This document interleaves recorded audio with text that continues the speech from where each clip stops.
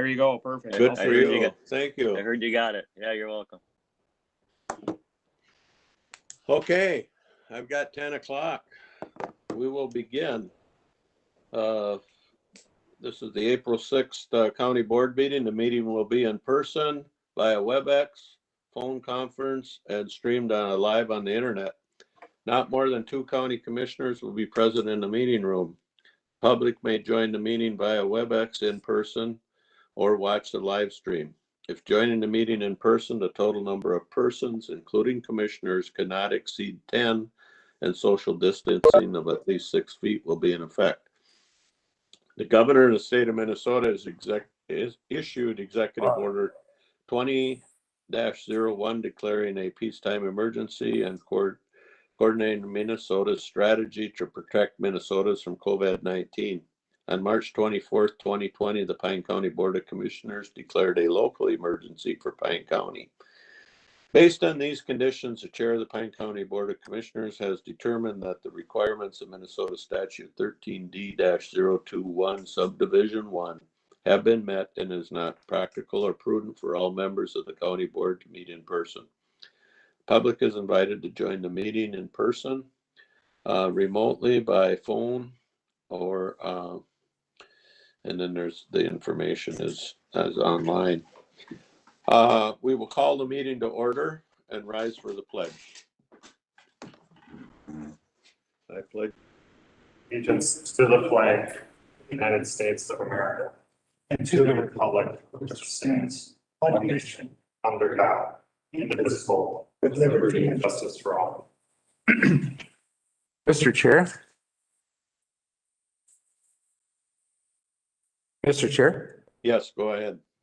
1 media person in the room and 2 county employees. Thank you. Yep. Public forum. Does anybody wish to speak at public forum?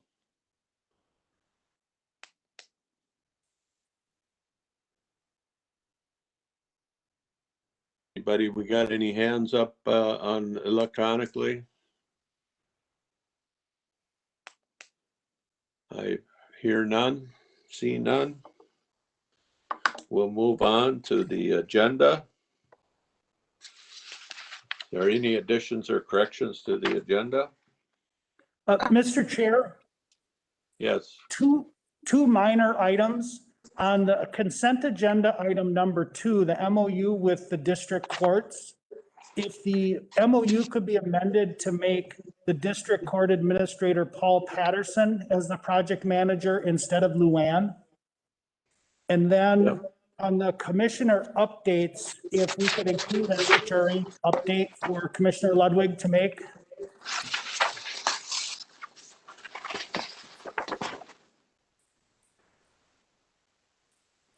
Okay. Mr. Chair? Yes. I have a question also. On the consent, with the consent agenda from the zoning and planning and solid waste, there is for Jessica to be promoted to the new position. It says that it's regular agenda, but it's in the consent agenda. Should it be with the regular agenda, or is the consent agenda the correct spot? Mr. Chair, Commissioner Lubgren, we would ordinarily put those on the consent agenda if it's an authorized position and we've identified a candidate for filling. So if you're okay with that? Yep. I was just wondering, it was checked regular, so I just wanted to make sure. Thanks. Any other questions?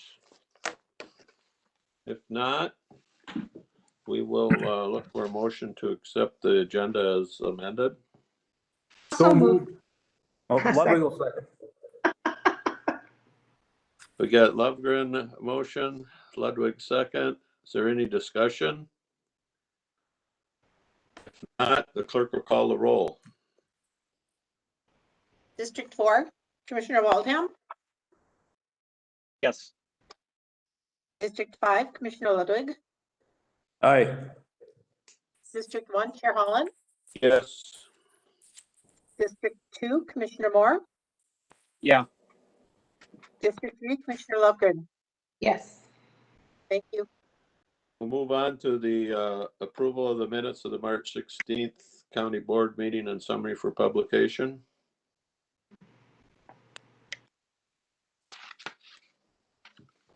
Moore will move that. Lundgren will second. A motion by Moore, seconded by Lovegren. Is there any discussion? Hearing none, the clerk will call the roll. District 5, Commissioner Ludwig. Aye. District 1, Chair Holland. Yes. District 2, Commissioner Moore. Aye. District 3, Commissioner Lovegren. Aye. District 4, Commissioner Waldham. Yes. Thank you. We'll then move on to the minutes of boards, reports, and correspondence. We got the Pine County Housing Redevelopment Authority, HRA, from February 24th, 2021. We got the Pine County Chemical Health Coalition minutes from March 8th, 21. The Pine County Land and Survey Report for March, and the Department of Human Services Internal Audit Office correspondence from March 5th, 2021. Ludwig will move.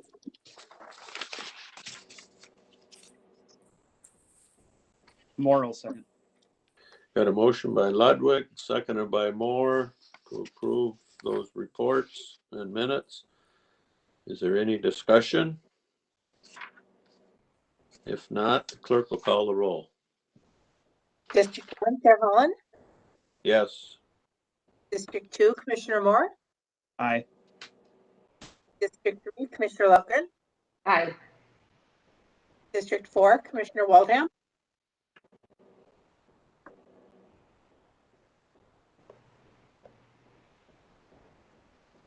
District Commissioner Waldham, I guess I didn't hear you.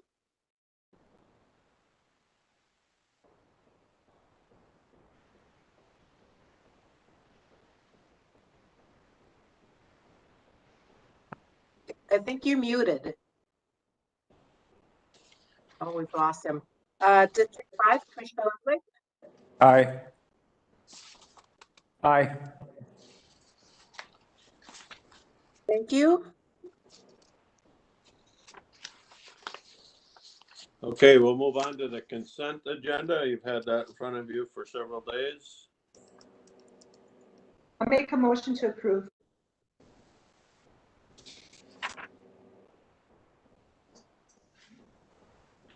Ludwig will second.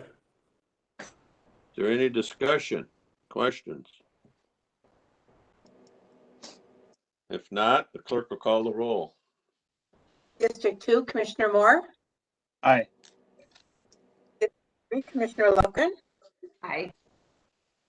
District 4, Commissioner Waldham. Using any Wi-Fi by chance, are you? Because I just lost my meeting. Here you are. Plug the Commissioner TV, Waldham? plug the camera. I guess I'm not hearing him. He doesn't have the Wi-Fi, does he, by chance? No. I wonder what the hell's going on. Commissioner Waldham, we're now hearing your audio.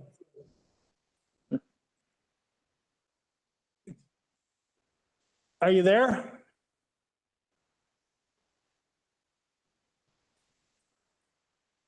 I'll just continue on. District 5, Commissioner Ludwig.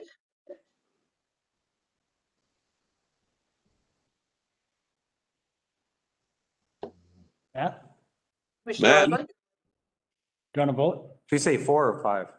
She's calling for you, Matt. Oh, aye. District 1, Chair Holland. Yes. Okay. JJ, are you there? I'm not seeing you and I'm not hearing you. So hopefully you can get reconnected.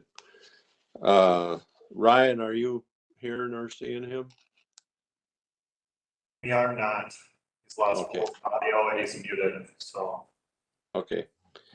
We'll move on to the regular agenda, which is ordinance 2020-63, slow, no wake boating. Who's going to present that? Caleb Anderson is on his way to the podium. Okay. Good morning. Mr. Good morning. Chairman. The no wake boating ordinance, ordinance 2020-63. So this started kind of, in recent years, there's been a lot of concern on several of the lakes in Pine County about high water and wakes during high water events and the damage that's caused to shorelines, property damage, erosion, things like this. And the sheriff often gets called out to consider declaring no wakes, and he has the authority to do that kind of at his discretion. But it's become more and more common to have those types of events and for people to kind of house him. So we've worked through a process by which it would not just be up to his judgment, but an ordinance that would kind of standardize when that ordinance, when the no wakes would be in effect. So we worked with Cross Lake Association, Pokegama Lake Association, the DNR area hydrologist, and the sheriff as well, to kind of come up with an ordinance that hopefully makes sense.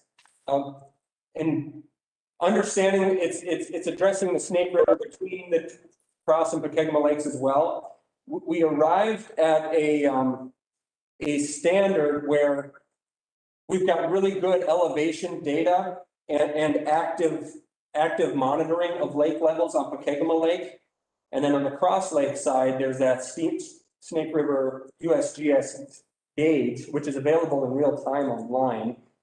And for the purpose of public messaging, we've set elevations for both water bodies. And once that elevation gets triggered, which they should be pretty much in sync, but all three water bodies would be under no wake, just so for simplicity of messaging and less public confusion.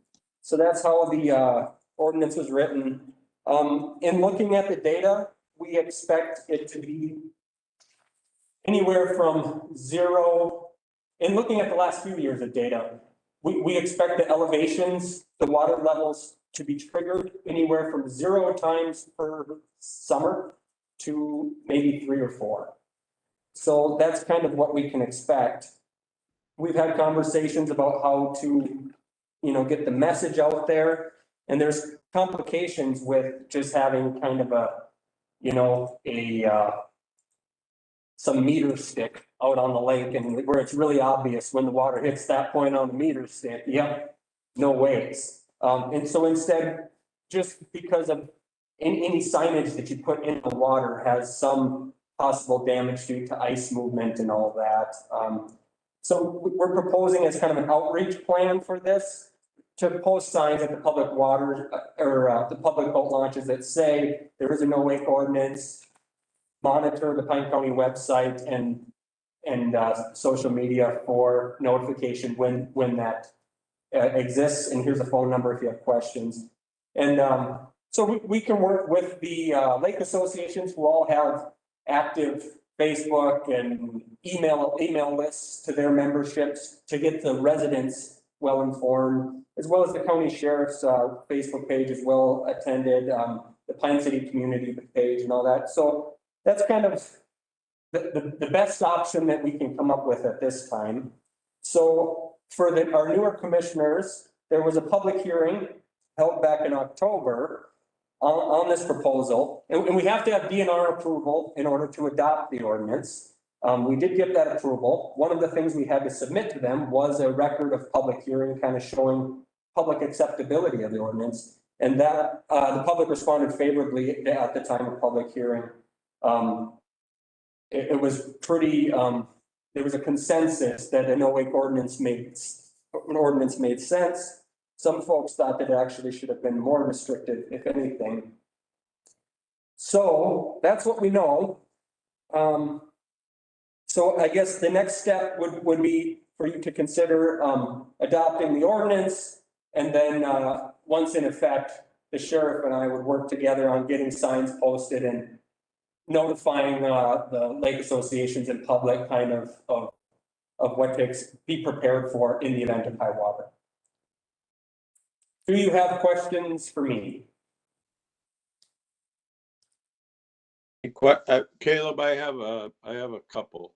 One is, the people that live on the lake and the river and maybe in the area probably will stay pretty well informed, but what about the person that drives up from wherever and uses the lake once a year or twice a year?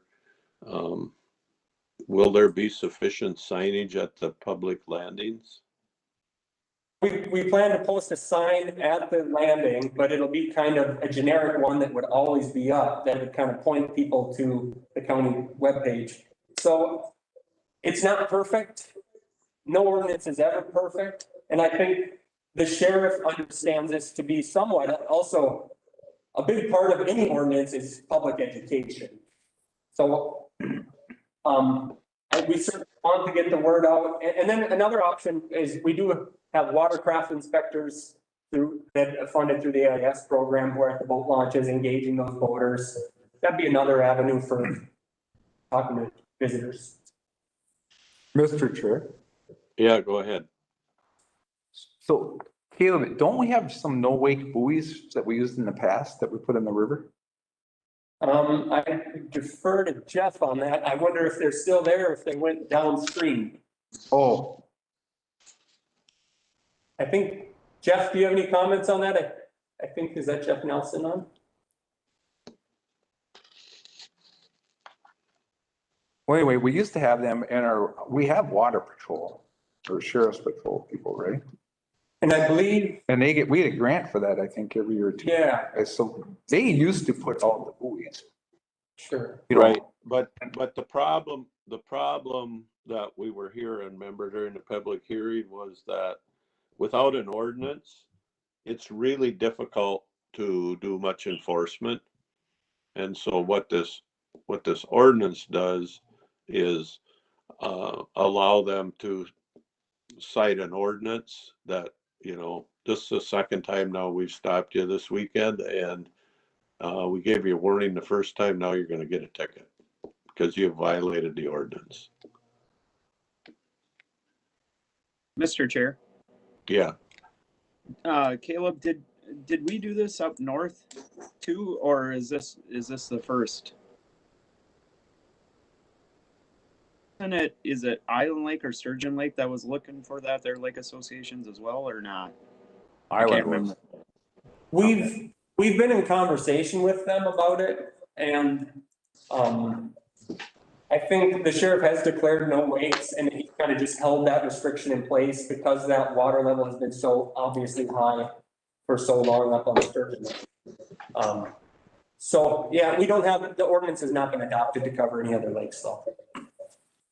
And like you said, we've done this in years past. It's just this gives it a little more flexibility, or so it doesn't have to come through the county board every time, right? Well, I think it standardizes the procedure at which we restrict wakes. So it kind of, rather than the sheriff being put on the spot where his phone's lighting up and he has to go kind of just make a judgment call. Now we've worked through the actual data and we kind of have an idea of what is kind of a publicly accepted elevation at which we're concerned. And it kind of, it puts a little more process and not just one person's judgment behind it. Okay, thank you. Mr. Chair, Mr. Chair? Yeah, go ahead. I was just David? gonna say Sheriff Yeah. Nelson is trying to talk. He's gonna drop off and then rejoin and see if he can get his Okay. audio. Okay. Mr. Chair? Yes. Go Yes, I ahead. apologize. Looks like I lost connection. I lost connection for a while somehow. Looks like I'm back and everything's good now. I had a question for about the with this wake. Is that the wake's causing what type of problems? I'm sorry, because I lost connection. Is that erosion pretty much, or what? Erosion, Nuisance? property damage and erosion along the shorelines. Okay.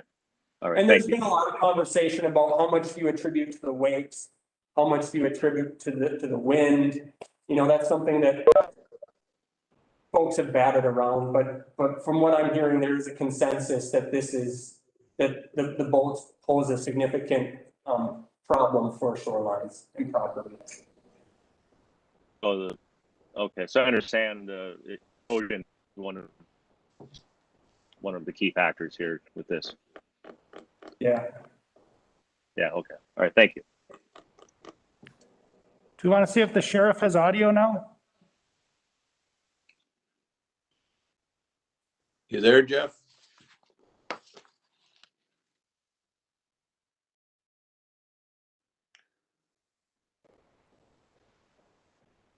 Anyway, for the new commissioners, we've always had the opportunity to declare a no wake period, generally after spring runoff and heavy rainfall, and that river system gets way full. And it's always been up to the sheriff to declare, okay, the river's running too fast, now we got to have a no wake zone. So what they have come up with is a solution that says when the lake reaches this level and the river system reaches this level, it will trigger us to enact a no wake zone. When it falls below that level again, then the no wake zone will come off. Thank you. That's correct. Jeff, did you join us? I guess not. So we're looking for a motion to adopt this ordinance. We've had Morrow, move ordinance 2020-63.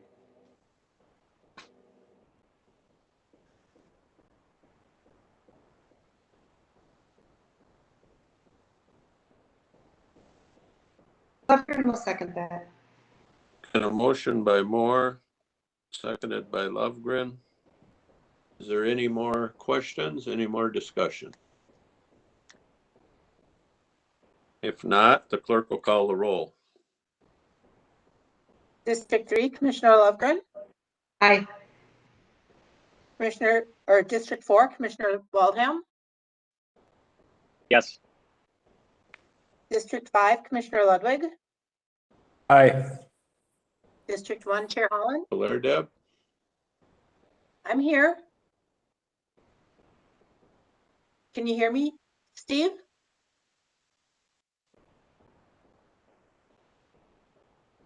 Steve, you're muted. Can you hear me, Steve? I heard him We say can't. yes. We can't hear you. Yeah, you're showing muted on my end also. Yeah, unmute, Steve.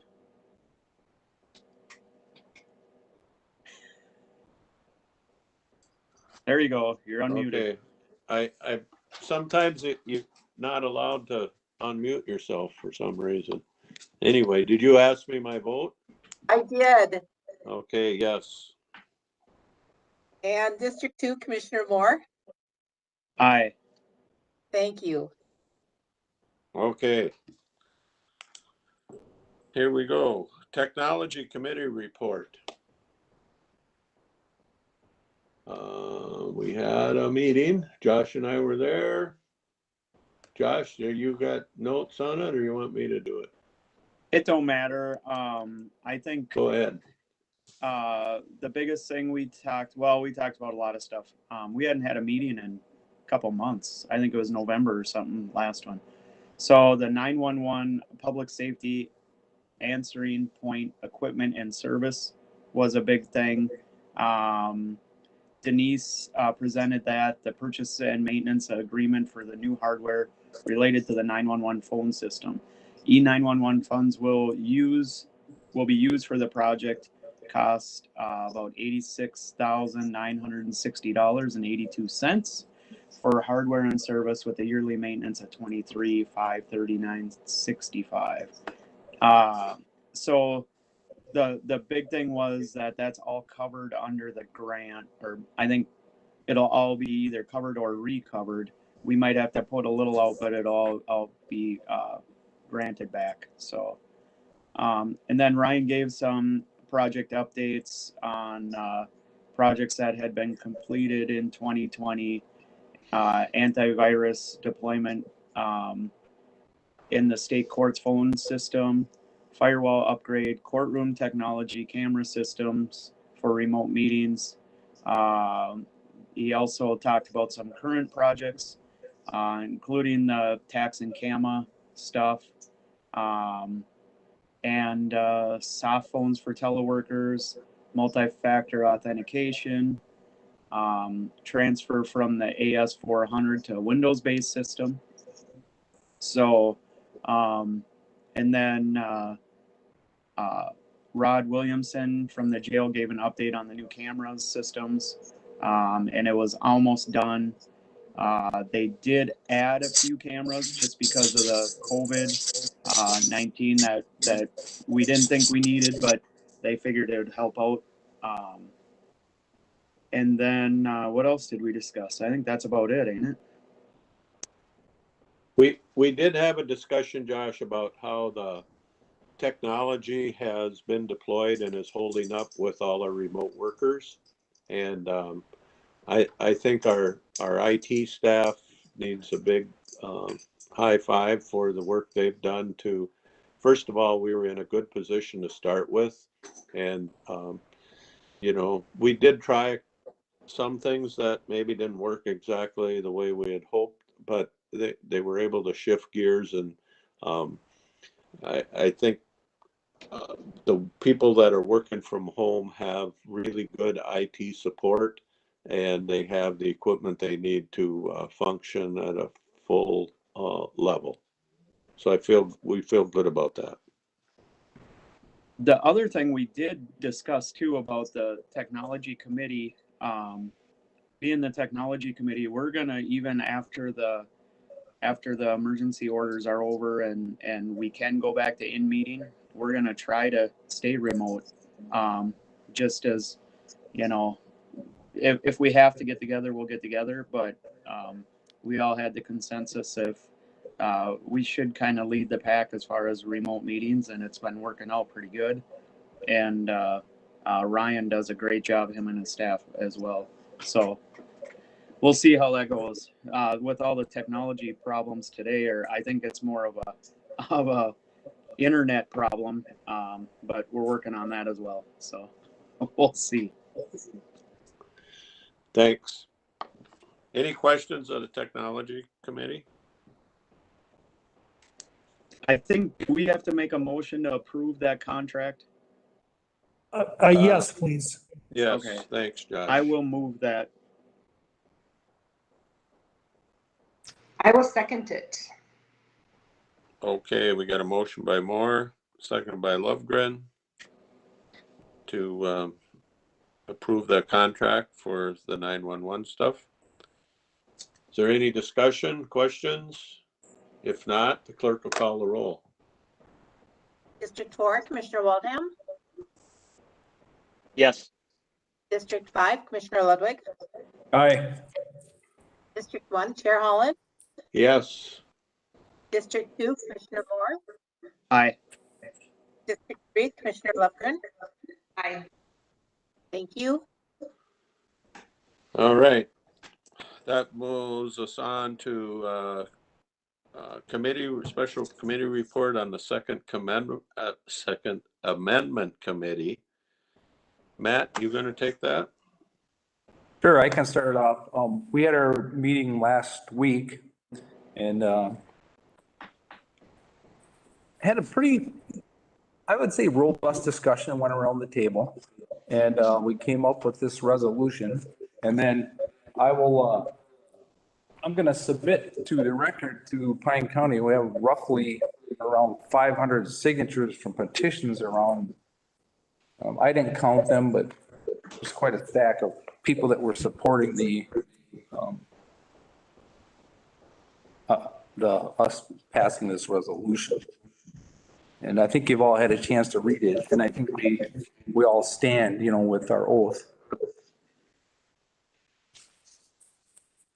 And I have not heard, everything I've heard has been positive about the discussion of us taking this action. So I don't know if you want to add anything, Mr. Chair, but. No, we did have a discussion about, you know, do what does this really prove? And, I think we came to the conclusion that we pass a lot of resolutions in support of things. And this would Right. be more Yeah. like that.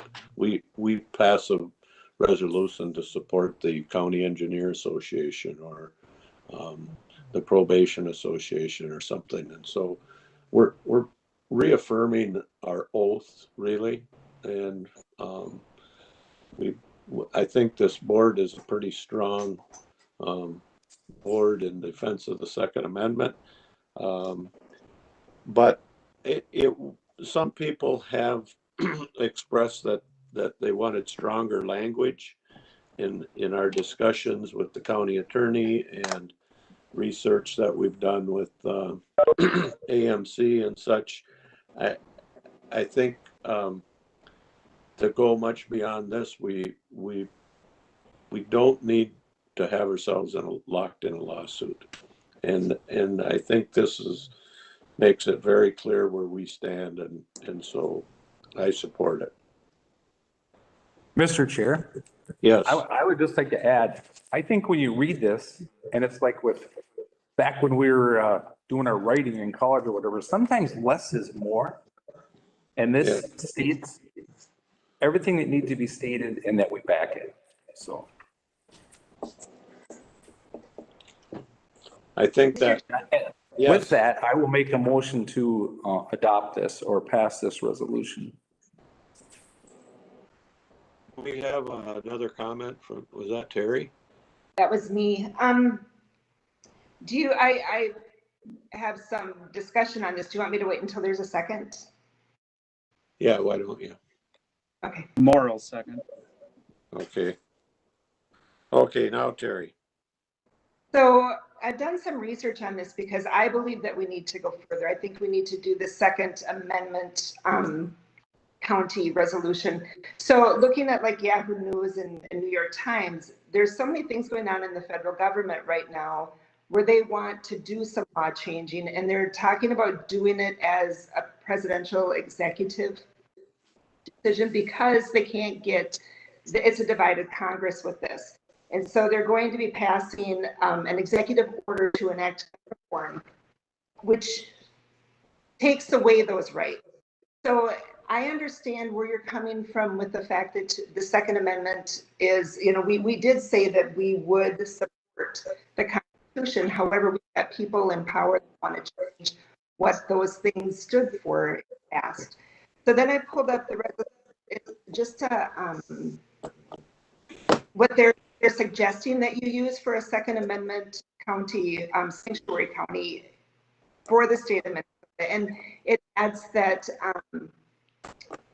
certain legislation that may be introduced by the legislature or from the Congress will affect the infringing of the rights of the abiding citizens to bear arms. And then it says that we express in deep commitment to the rights of the citizens of Pine County to keep and bear arms, which is really what we're saying. And then it also says we wish to express opposition to any law that would unconstitutionally restrict the rights of the citizens of Pine County to bear arms. Everybody that I've heard from, and I've heard from quite a few, they don't want us to just say that we're going to support the Constitution. They want us to step further and become a Second Amendment county. So I believe that we need to go further.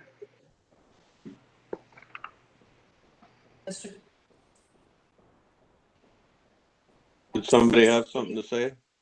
Yes, this is Eileen Krupp. And our township just passed a Second Amendment resolution. We're supporting the county in their effort to do that. But we would like to see the language also say that the county is going to support us with our resources to make sure that if somebody comes in and decides to take our guns, that our county is going to be there and say no. Thank you.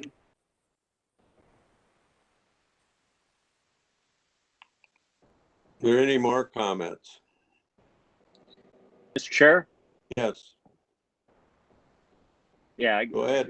a lot of this has been so choppy, the audio. I just had a tough time. I mean, I got bits and pieces, really struggling with the connection. That's all I wanted. I'm with you, JJ. I was wondering, based on only hearing every other word Terry said.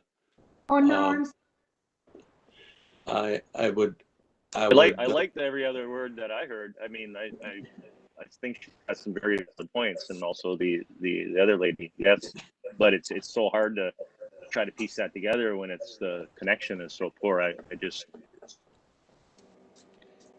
Mr. Chair. Yes. So, as a county commissioner, when we take our oath of office, that is what we do, is we support the Constitution of the United States. I think with this resolution, which I am in support of, I think we take it a step further and recognize the Second Amendment as part of that Constitution, and reaffirm it. Now, what I would like to do is pass this resolution, not saying that there isn't some discussion that can be made, maybe as a committee of the whole, to maybe further it. But in my discussion with people, when I told them about this, they strongly supported it. And I've talked to even senators, state senators, and stuff like that. And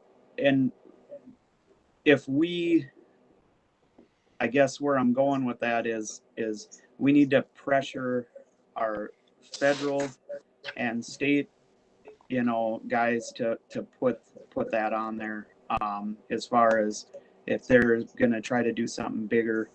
I don't know. I guess I would like to see this passed, fully support it. I even wore my Winchester hat today because I was pretty excited about it, that I just got yesterday. And maybe, like I said, Terry, I fully agree with yours. It just, I think this is a good way to get it on there, move forward, and then not saying it's dead, but we can still have that conversation. So, Mr. Chair? Yes. Is it possible then to set a meeting so that we can discuss this further? Because I truly do not believe there's enough with what's going on in our everywhere nowadays with the federal government changes and things that they want with this amendment. I really think we need to be a Second Amendment sanctuary. I think we need to go further. Mr. Chair? Yes. Go ahead. So I'm kind of with Josh, and I understand exactly what Terry's saying. I support that too. But I say Terry, are you okay if we pass this resolution today so we can at least get a resolution down where we stand? And then we amend it later? Is that what or do you want us just to go back and start over? No, if we want to pass this today, the commitment that we will go back and review it and look at it deeper. Yes, I think we could certainly do that. It took us a year to get to this point because it did, honestly. Yeah. And we put it off because we knew it is a controversial thing. We thought, last June, I honestly thought we would be meeting in person by fall. I can see the daylight coming when we can actually have a discussion, and maybe even if everybody gets back in Pine County and we have better connections, we can have a better discussion. But I like Matt and Josh's idea of passing something right now and commit to having it on a committee of the whole agenda in the future, not 10 years future. I was going to say more than a year. Yeah. March 24th is when we had our last face-to-face meeting. And that is, it was it that meeting or right after the governor's executive order. It was on the agenda. We were Right, going it to was on discuss the it. agenda. So And then It- we it pushed has- it off because we wanted to meet in person. And I think this group of commissioners would be great to sit around a table and hash something out. This format, like JJ said, and I said, you know, it's hard because this time, Terry, your audio wasn't working good. Next time it's Steve's. Next time it's JJ's. Next time it's mine. You know, Yeah. and I think we get something on the books, and maybe we just do something different, even on top of this. That's what I'd like to see, I guess. Yeah, I agree with that. If it's not putting off for a long time, I think it needs to happen sooner than later. Well, I get my second vaccine tomorrow, so I'm good to go after that. I get mine Thursday. All right. So is there any other discussion? We do have a motion on the table. And a second. Josh seconded. Yep. Hearing no further discussion, the clerk will call the roll. District 5, Commissioner Ludwig. Aye. District 1, Chair Holland. Yes. District 2, Commissioner Moore. Aye. District 3, Commissioner Lovegren. Terry, you're muted. Oh, no, Okay. And District 4, Commissioner Waltham. Yes. Thank you. Thank you, folks. Now, we got some exciting folks here with us. We're all excited, we know that, but we're excited to hear about the Mille Lacs Band Corporate Venture Fiber Optic Project. So Dustin and Beth, are you going to be the presenters? Yes, we are. All right.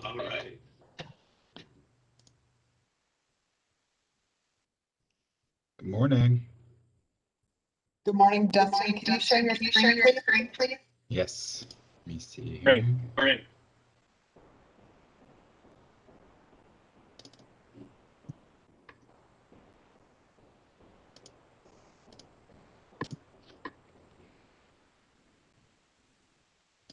All right, cool. Can you guys see the slide deck? Yes. Yes. Okay, cool. Well, thanks so much, everyone, for having us here today. So we have a really kind of short deck around broadband funding opportunity that I think is interesting to everyone in Pine County. So as we talk about anything, I usually like to kind of start with who MLCB is. I think we've talked with Pine County Board on a number of occasions on who we are. I think there's some new faces around the table. So we want to start with our mission in Mille Lacs Corporate Ventures is to improve the quality of life of Mille Lacs band members, those in East Central Minnesota, and all of the communities in which we do business. And so we do that by just being a force to bring passion and ideas into different projects. So one of the primary communities that we really focus on is what we call the Mille Lacs tribal economy. And so these are, again, communities that we have businesses in and are also home to the Mille Lacs Band's 3 districts. And so the easiest way that we can kind of show this is through census tracts. And so the 6 census tracts on the screen are really where we find our biggest desire to move the needle and to invest time and resources and energy around making life better and improving the quality of life for everyone within those census tracts. So according to Minnesota Compass, there's around 20,000 people within those 6 census tracts. Some of them are more sparsely populated. Most of them have different types of economies. So we kind of get into a lot of different interesting things in our work. So one of the interesting things that we've been getting into over the past year, probably around 8 months-ish, is broadband.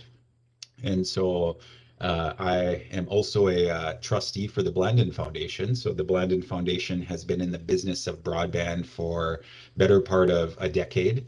And so they have a blend-in broadband resources program that they have been really successful with. And I think so I started learning more about broadband through those folks, and then started doing some research and understanding where does the tribal economy kind of sit. And with the advent of the pandemic and all of the disruptions to the economics of our world, and everyone jumping on these online calls, really kind of put fuel to the fire about like how important is broadband, and how does it create disparities within our communities.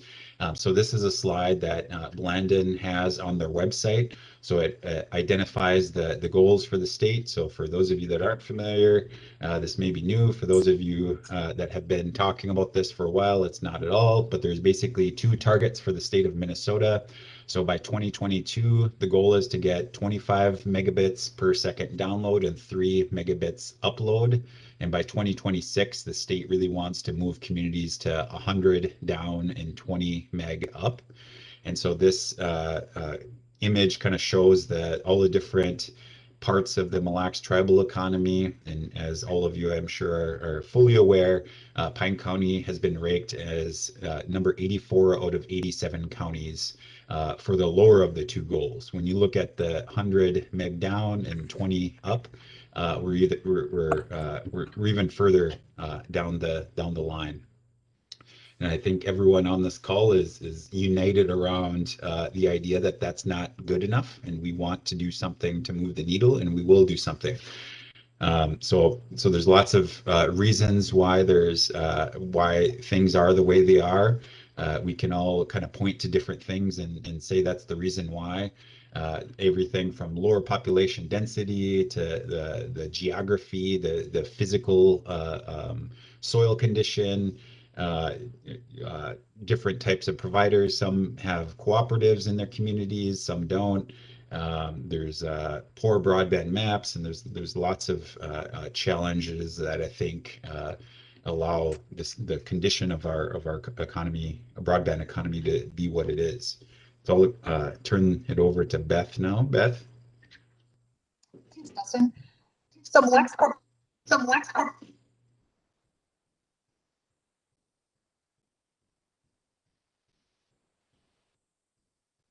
I think she froze. Groups, are you there?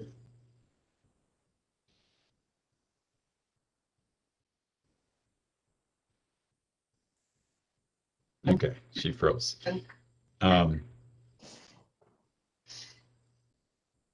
Go ahead, Dustin, just in case. I freeze up. Okay. So with all of we started dancing with Pine County with the Blandon community program. I see it's on your agenda later today, so I won't go too much into that. But we really started talking about where is the specific disconnects in Pine County and where can we kind of move the needle. So we're doing a lot of studying around what's wrong and where can we make an impact. So over the past month, there's been a lot of action, I think, at the federal level around appropriations. So there's been numerous stimuluses that have come down, and so there's a newer appropriation kind of in the pipeline. So the appropriation is coming from the Department of Agriculture through the Rural Utility Service Reconnect program. And so we're in conjunction with the Mille Lacs Band, and they are submitting a project for themselves over in the different census tract. So we wanted to see if there's a collaborative way we could kind of submit an application for Pine County specifically. There were a couple of limitations to the request. One of them was around the dollar value. I believe the amount of appropriations were kind of capped around $8 million. That would be a project that would be considered. So we looked at a couple of the census tracts, again, that were kind of a shared desire to move the needle on. So we focused on Census Tract 9504. So with that census tract, we jumped on calls with a local internet service provider, Savage Communication. I'm sure all of you are familiar with them. So they connected with a mapping company that really looked at how many miles were within that census tract. And what was along with those miles, how many passings would we have to go by? So there were 2440 passings. So the passings include both residential, commercial, and business physical buildings. So they're able to determine kind of the cost per passing and also the cost per mile. So if we look a little bit closer on the detailed project map, so this is again Census Tract 9504. So the total cost of piping out asymmetrical broad fiber to this area was a little under $8 million, which kind of was our desire to keep the project underneath that to be competitive. The areas that are identified by the little hexagon looking thing, I think that's a hex, were areas that were already served by fiber, asymmetrical fiber. So they included the city of Sandstone. And so we focused on kind of the other areas in there after removing the areas that were already connected. Beth, did you want to add anything on that slide? I'm not sure that you can hear me. We're looking at the pink shaded. And again, that 33 per pass is really a too low. Anything over 5.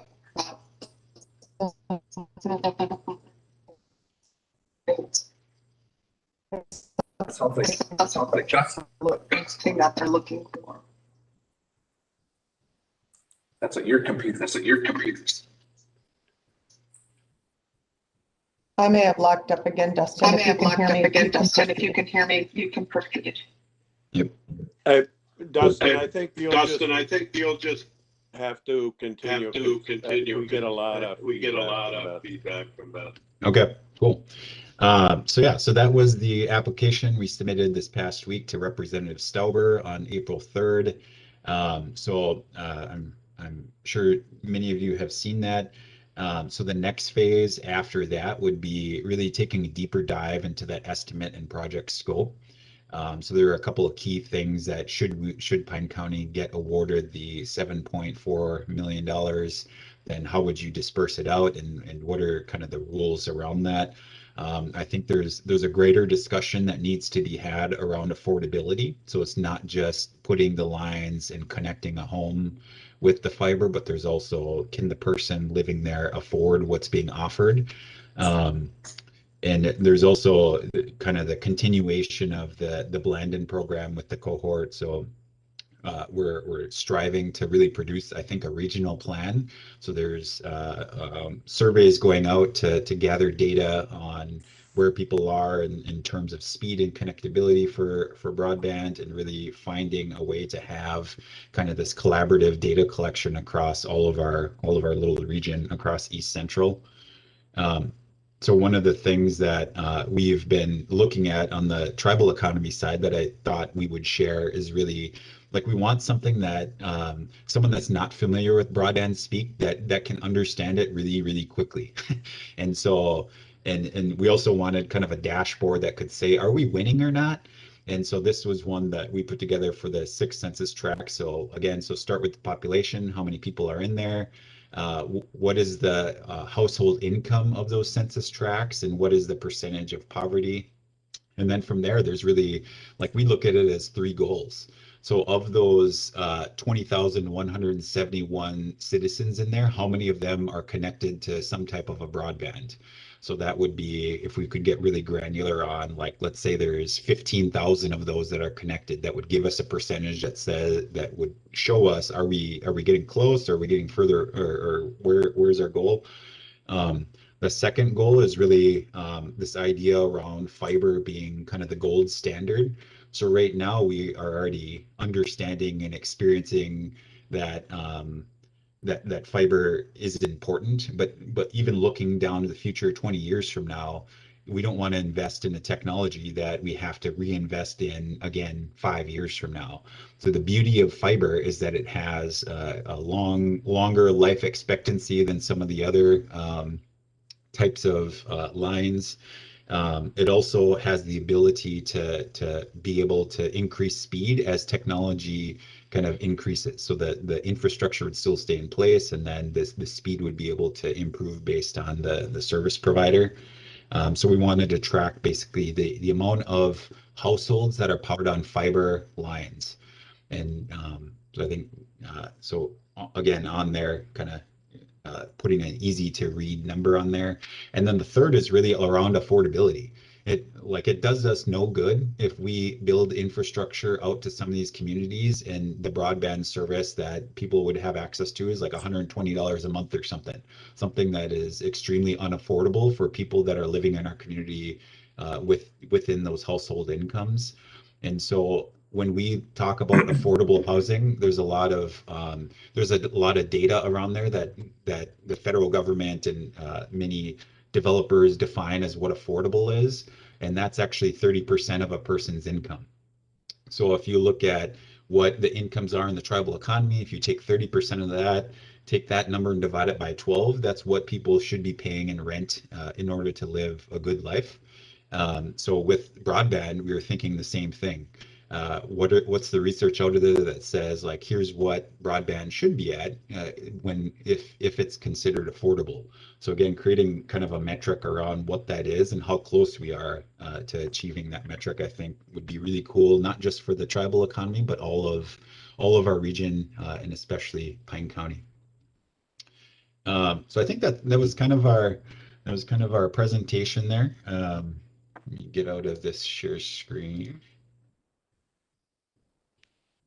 So just wanted to kind of open it up to any feedback on any questions or conversations.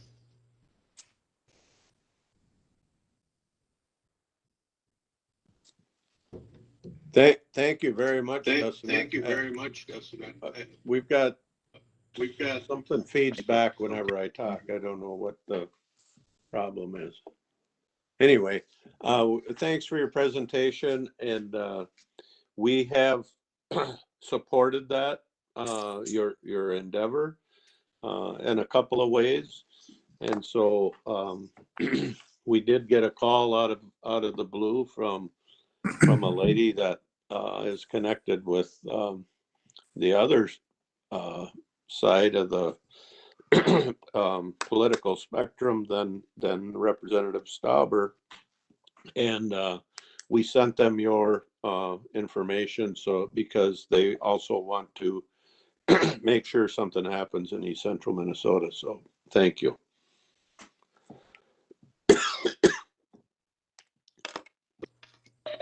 Awesome.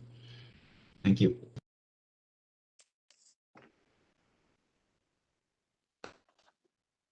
Anybody got any questions, comments? Mr. Chair? Yes. I don't know if you can hear me, but I just want to say thank you to the Mille Lacs Band. The area that you're choosing to serve is going to be some of the hardest area in Pine County. And so I think it's really exciting that you're doing this, so thank you. Cool. Thank you, Terry. I think we've had email conversations back and forth through Sheena too about some other work that we're doing around business incubation and entrepreneurship. And again, I really appreciate all of the folks in Pine County and all the good work you guys do in helping move the needle. And we're ready, willing, and able to stand by on some of these cool initiatives. Well, we appreciate it. Thank you.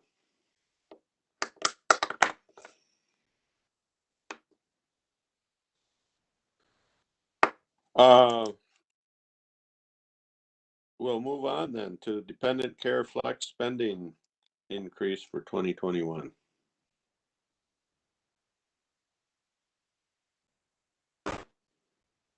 Jackie, do you want to take that? Sure.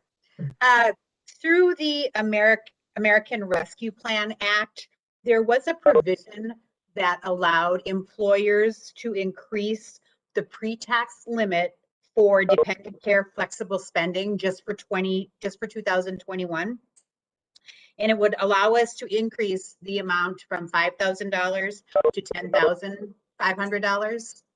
And we researched this with our broker, and there's really, it's really a good benefit, and we feel it's something that we should act on. So it would allow our employees, rather than maxing out at 5,000 for 2021, they would be able to max out at $10,500. So we're asking the board for approval for this provision.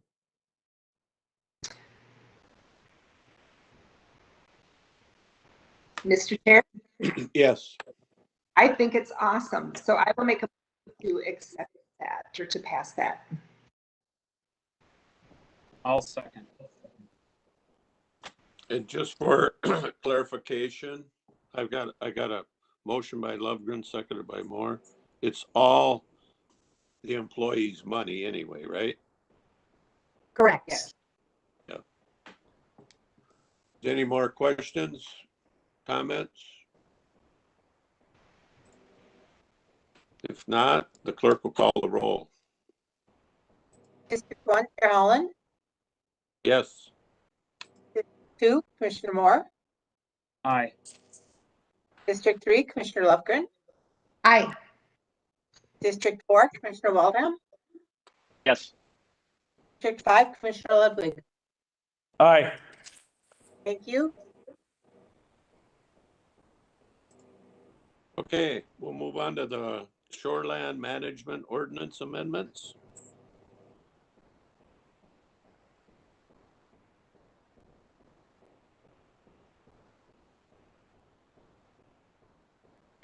All right. So I've introduced myself, but I also brought Jeremy Williamson along with today. He's an environmental technician in the zoning department, and he has a lot of background in watershed science, lake ecology, stuff like that. So just in case his knowledge becomes helpful in this discussion. So you can just have a seat, Jeremy, if you want. So the zoning board has been working through a few potential ordinance amendments. And we just thought it may be worthwhile to kind of run them by the county board for kind of a sniff test to get an idea if we're on the right track. I coordinate the zoning board. It's a 7-member board appointed by the county board. They have the authority to approve variances, conditional use permits, but they also serve as both the Board of Adjustment and Planning Commission. So they do a lot of the heavy lifting when it comes to developing ordinances, amending ordinances, things like that, to make sure that and that they do the heavy lifting, but any of those ordinance changes would need to go before the county board for actual adoption. So Debbie, do you have my slideshow? Or Ryan? Ryan, would you put it up? I can do that. Why don't I quick share drive? Can I quick email it to you, Ryan? Would that work? I apologize. Where do you have it? I'm gonna email it to you if that works.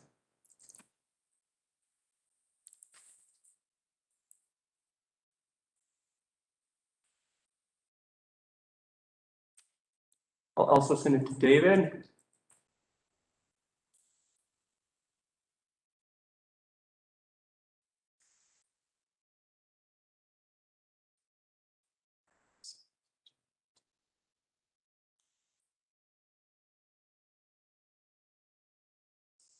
So.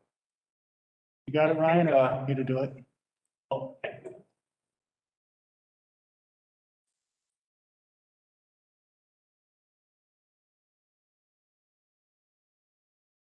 So Sven says to Ole.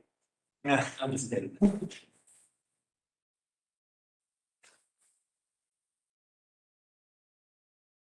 There we go. I didn't even have to go into Sven and Ole jokes.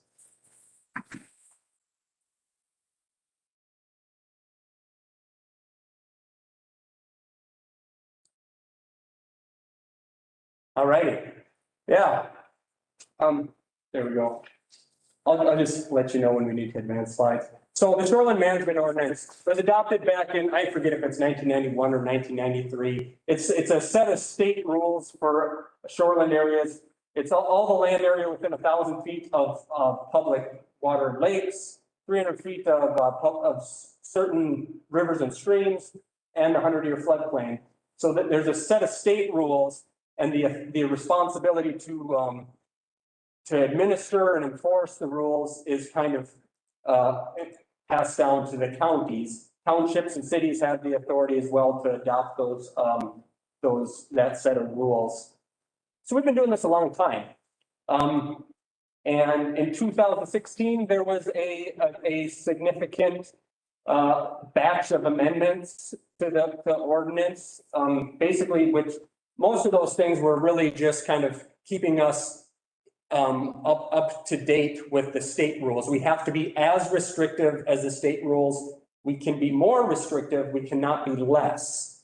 So this is a little snippet here on this slide from the ordinance itself, which kind of describes the purpose of the rules. But I just highlighted a few things that health, safety, and welfare. It's for protection of the local tax base, minimizing or preventing pollution. And it talks about how the legislature has delegated responsibility to local governments. And really, the rules seek to conserve the economic and natural environmental values of shorelands. Understanding this is some of the most valuable property we have in Pine County. Wise development of those lands to preserve that land base, its value, and its integrity is helpful. Next slide. So we've had this rule since 1993. We've made a few minor changes in 2016. I think there was one little snippet in that 2016 amendment that was a little more restrictive than state rules, but generally we have been following the state rules and not being more restrictive. But there, as we go through time, I feel our role as staff people is kind of help guide those policies, any potential changes in line with community visions, community interests, but then bring those things forward to the county board, zoning board for actual decision making and direction on. But this is from the county comprehensive plan that we adopted back in 2017. It was a public survey. It was a general survey that went to everybody it was available to anybody in the county. And it was eye-opening how protect natural areas and water qualities rose to the top as one of the higher level interests among the items on this table. So there was some backing there for just affirming the importance of things like the shoreline ordinance. Next slide. And then as I've been working through, so at the staff level, we spend so much time out in these shoreline areas working with these rules, and we kind of see where they're working well, where there's some room for improvement. And the zoning board recommended we get better feedback from the community. So this past February, we had a survey, we sent it out to all of the lake associations that included Pokegama and Cross Lake and Grindstone, Big Pine, the Windermere Lakes Association, and we got 219 responses. And these are a couple of the charts from that survey. So the one on the left there, status of current development. The way I look at this, I see that the biggest chunk of the pie is that 68% of the folks in the lake associations are saying some improvements for wiser development in shorelands are warranted. And then the dark blue there at 14%, those folks think that we need to do some major improvements in how we administer shoreline regulations. So well over the majority of the participants felt we should at least be talking about where can we make things better here. The views on water quality on the right there also shows it's a pretty small fraction. Only 5% of the folks are not concerned about water quality. And then people, I think it's the 40% chart there. That's 40% piece of the pie that says they're very concerned and they expect high protection levels on the lake. That also, and then 25% some restrictions. So you've got at least 65% of the respondents saying you need to do at least a little bit to improve these shoreline regulations, is how I interpret that. Any questions on either of those charts? Okay, next slide. I'm gonna grab my water bottle because I'm talking. Okay, so I added this slide in here. This is a little fact sheet we made. I think the purpose is to say you can adopt all the rules you want to protect certain things in the community. But if you don't, education is so important in part of that, and education and just working with people. So that's something that must accompany. And in some cases, that could just that in itself may be more effective than changing the rules. Next slide. So here are the proposed amendments that the zoning board has been working on. Grading and filling, this is really dirt work projects along the lake shore or river shore. The minimum lot widths, guest quarters and accessory dwellings, variance mitigation plans, and the ordinary high water level and road right-of-way setback averaging. So I've got a slide for each of these that we'll cruise through. Next slide. So if you're going to do dirt work along the shore, there are standards. And what we're seeing so commonly nowadays is riprap. And it's something that is highly desirable by many people, but also there's been kind of a lack of education. In the conservation world, whether you're working with conservation engineers, Soil and Water Conservation District, Minnesota DNR, riprap is an important tool, but there are also ways in which it is not helpful in that it doesn't provide any filtration for stormwater that is moving towards the water, unlike vegetation. So a lot of communities kind of look for opportunities in policy and ordinance to increase the amount of vegetation that you have along that lake shore. So understanding the shoreline ordinance jurisdiction begins at the ordinary high water level, which is generally about, where the water sits for a significant amount of time. Below that line is regulated by the DNR. So riprap are projects that are multi-jurisdictional because so often they straddle that line.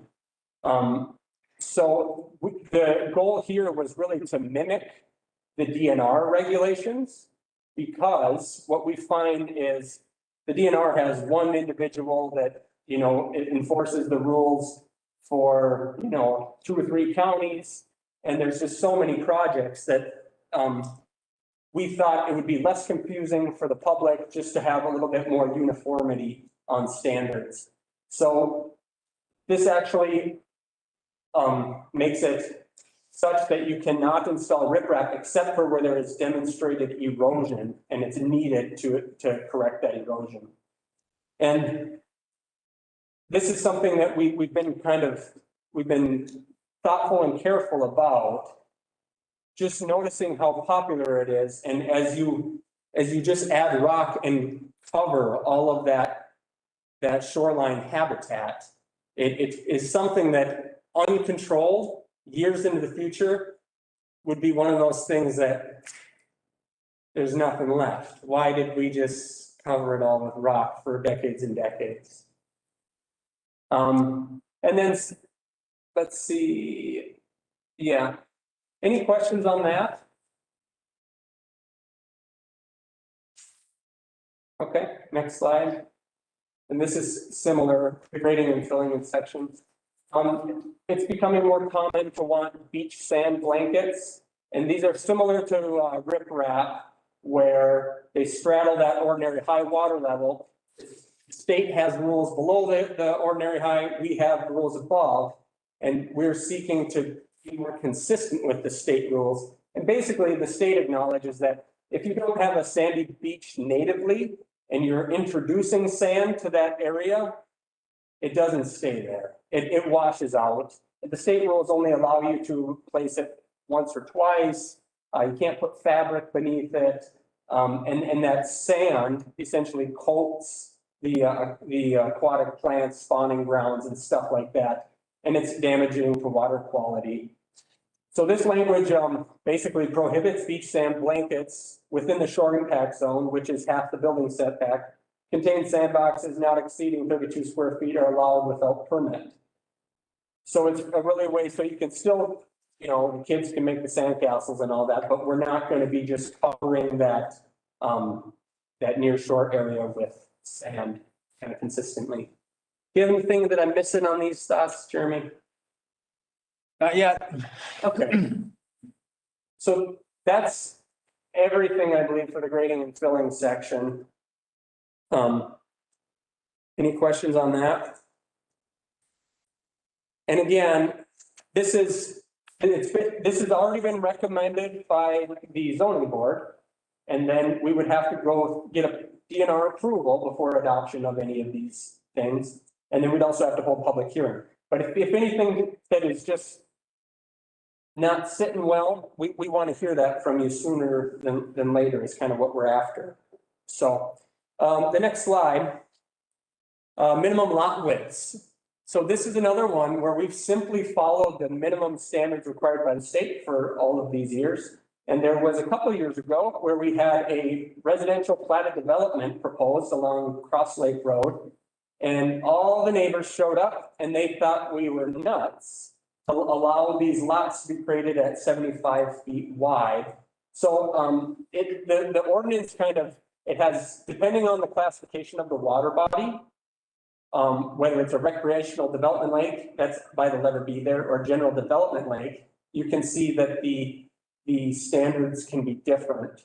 So general development lakes, those would be like Cross Lake and Pocatama Lake primarily, and these are just on sewered lakes. It also makes a distinction whether it's sewered or not, because the idea being if there's no public sewer and you have to have an on-site septic system, you'd have to have a larger lots to accommodate that building one. So general development lake, where those changes were primarily talking about Cross Lake and Pocatama Lake. And for recreational development lake, there's only one recreational development under by letter B there. There's only one of those that has public sewer, and that is Sand Lake. But it is mostly built out, and we just thought it makes sense to kind of have a little more, it would be less logical to have a higher standard in a general development lake than a recreational development lake. That's probably more detail than anybody cared to absorb. Sorry. So anyway, we heard from folks that the 75-foot wide lots were too dense. It was unsafe along the roadway. Two driveways would be close together. You have more neighborly disputes and all those things. And then we have a new recreational or residential platted development where the developer also agrees, and he's proposing, it's kind of in the concept stage at this point, but he's proposing them at 100 feet wide, just like this ordinance amendment would require. So he sees the same thing as the neighbors did a couple of years ago. So that's the proposal there, to require a little more lot width on newly created lots. Now, lots that are in existence and want to build, this does not make them unbuildable. As long as they can still meet all the setbacks, they would be allowed to do that. Next slide.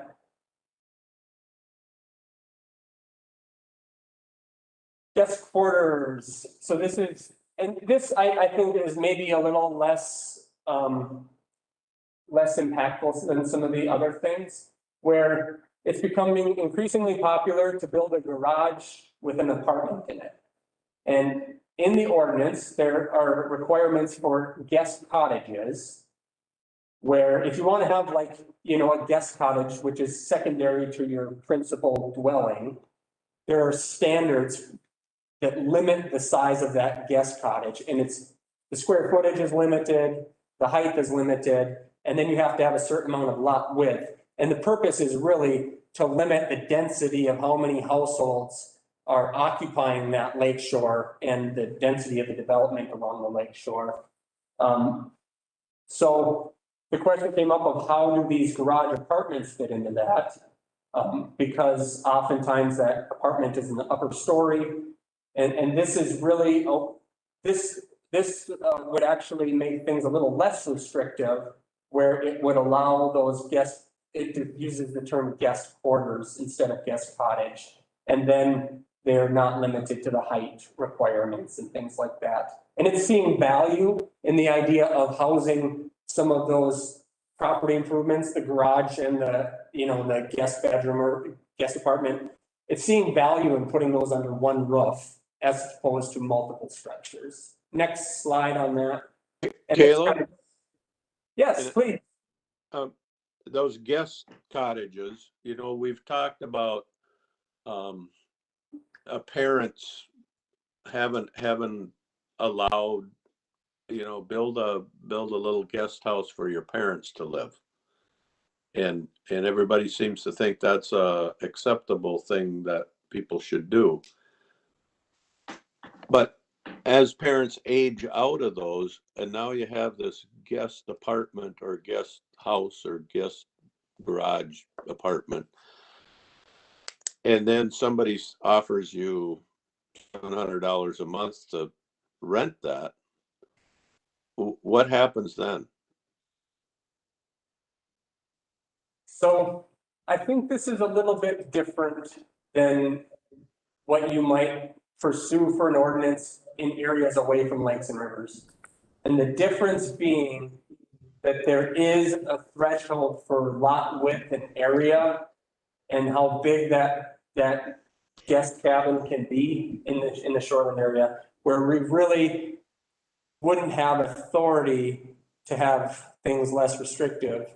So, I mean, there'd be no reason that they would have to decommission it as long as it, you know, met the square footage requirement, the height requirement, and that guest cottage could stay there in perpetuity.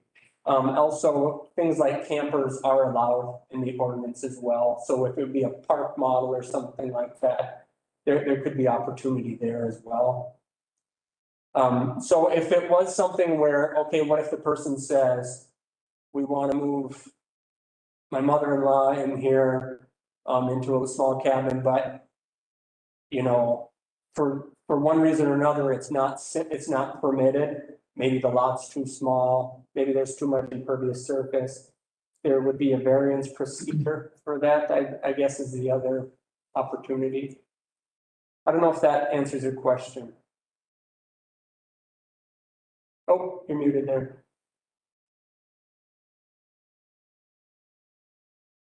Yes, thank you. Okay. Yeah, so this just provides the language for that. And I guess, again, I would highlight, I think the DNR also sees that, and I got most of this material from the DNR. So while it essentially makes things a little less restrictive, it is still kind of harmonious with the intent of the ordinance. So next slide. Variance mitigation plans. Variances are, in 2016, the state rules, well, I don't know exactly what year the state rules changed, but we adopted the state changes in 2016 where if you have a home that is too close to the water body, it used to be that you could add on to it without variance as long as you didn't encroach any closer. Same with the road right of way. Yeah, there's a 20-foot setback to keep things kind of out of the right of way. And you could add on if you were too close, as long as you didn't encroach closer to the road. So in 2016, we adopted the state changes that basically says you may not expand those structures without variance if you don't meet the setback requirements. So that was a little painful.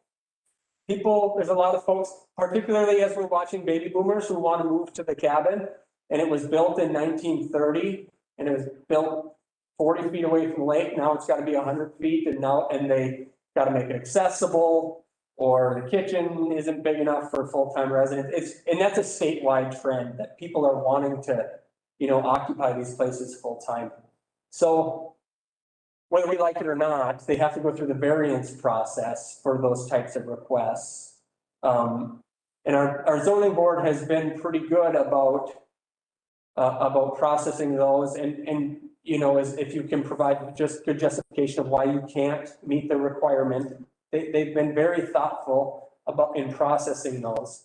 But one thing, but this essentially is a tool to, the way I see it anyway, and Matt sits on that board, so I welcome any feedback. But I see it as a tool that helps the applicant strengthen their application, where they can create a mitigation plan that offsets the impact of that variance. If we're saying that we don't want people to build at 40 feet away from the lake, which is what the rules are basically suggest, then why would you give them the variance? Well, they can offset that. So this is a standardized process that would be required. And there's other counties that do stuff like this, where we basically, you know, adapted the language from. So you kind of score the degree of which they are non-conforming at the time of application. So, you know, and there's these multipliers that you apply to the actual setback. So you would say, so on a recreational development lake, the required setback is 100 feet. Well, if you're 50 feet back, 50 times that multiplier of 1, you're going to get a score of 50. And then they have to produce a mitigation plan that produces a score of 100 at the time of application. So the next slide shows some of those activities then that you can produce, which basically kind of helps bring your variance request into harmony with the intent of the ordinance and the comprehensive plan and stuff like that. So it's basically helping limit stormwater runoff, erosion, and help screen that structure as viewed from the water body. So we kind of maintain aesthetic, natural appeal, all of that. So there's kind of a menu of options that then we would work with people to kind of customize the plan, something that would work for them. But then they come up with a plan that they bring before the zoning board, and the zoning board has 5 criteria that they have to work through that they're defined in statute. So it's not just, is this a big deal or not? Yay or nay? It's no, you have to meet these specific criteria. And this makes some of those criterias more, or the application more favorable when ranked against those criteria. Matt, do you have anything to chime in on that? I'm waiting until we get to the averaging. Okay. So next slide. Setback averaging. So the ordinance prescribes setback requirements from the water. And it's usually 50 feet to 150 feet, depending on the water body. Now, the ordinance provides this language where you can come up, if there's existing structures on the 2 adjacent sides, you can come up to the average setback of those 2, provided you don't come into the short impact zone. Short impact zone, as shown on this figure, is half of the building setback. So if this building setback is 100 feet, the short impact zone is at 50 feet. So if the 2 neighbors were both at, one was at 30 feet, one was at 40 feet, you can't come up to 35 feet because you'd be in the short impact zone. Instead, you'd have to be at 50. So you can come up to the average, provided you don't go into the short impact zone. So the language is, as you read it, where structures exist on adjoining lots. So another zoning administrator from a different local government prompted me that they've had legal issues with this, where if one of the neighbors has, you know, a little boathouse down there, well, that's a structure. And the other neighbor on the other side has a little boathouse. So can I build my house at the average of those 2 boathouses or whatever it may be? So we discussed having, amending this to say where principal dwellings exist on adjoining lots, because I think that is really what the intent of this was. And in that discussion, the zoning board kind of thought, let's axe the whole thing. So they did not want to allow setback averaging for new construction. Or let's say if there's an existing house that someone wanted to add on to, we have to look at, do you meet the setback requirements in order to add on? So that would impact those as well. I did look at the permits issued in the last 2 years to actually put some numbers at this. How many of the permitted new dwellings and dwelling additions would have been affected? And I believe it was like 2 out of 47 were permitted this way. One for new dwellings, one of which had more than adequate space. They could have moved back and met that 100-foot setback. One of them couldn't have built without variance. So it was a little surprising. It seems like it comes up more than that, but the data didn't the data suggested it's not a huge issue. But I think the zoning board likes the idea of kind of over time, creating more compliance and keeping development farther back from the lake. So they suggested this. One of the members of the zoning board was involved with the comprehensive plan up in Windermere Township. And Windermere Township does tons of shoreline permitting. They do perhaps more than we do, just because of the amount of lakeshore they've got up there.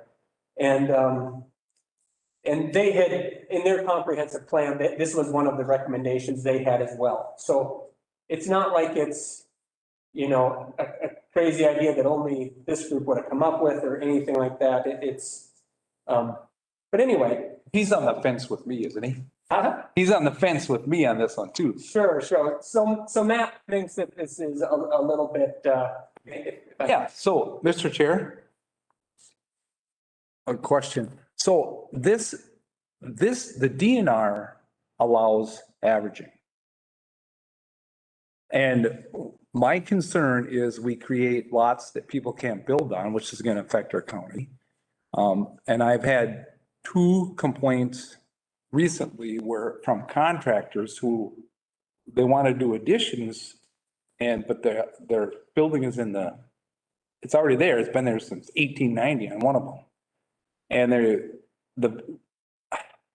they should be able to build their addition on their house so they can retire because everybody benefits. And Caleb worked an excellent program with him. Okay, in the variance process, we can do this, but you're going to have to add some flower beds or something just to stop runoff. So, which I think is the way to do this. But right now, correct me if I'm wrong, but the zoning board guys, they voted to say, nope, we're not going to allow averaging and we're going to force people back. That's what they want to do. And I think if the DNR is fine with averaging, which helps our people, instead of saying, yep, you can do your addition, but we have to have a work plan, which I know you can work out with them, right? On most cases. That's where that's where I feel more comfortable because I don't want to, it's hard for me for the government to say you can't put an addition on your house and retire here. And I know last year a guy was shut down and he left and he built his house in Wisconsin on a lake. So that doesn't benefit us at all. So I'm not saying I'm mad at anybody, but I'm saying we need to find balance. And I think the DNR found balance when they do averaging. And why should we try to make it more strict on our people who are trying to do something? So that's my open for discussion part. That's the part that I don't get. And I don't think it will interfere with your other pieces of this puzzle either if we stay with the DNR's rules of averaging.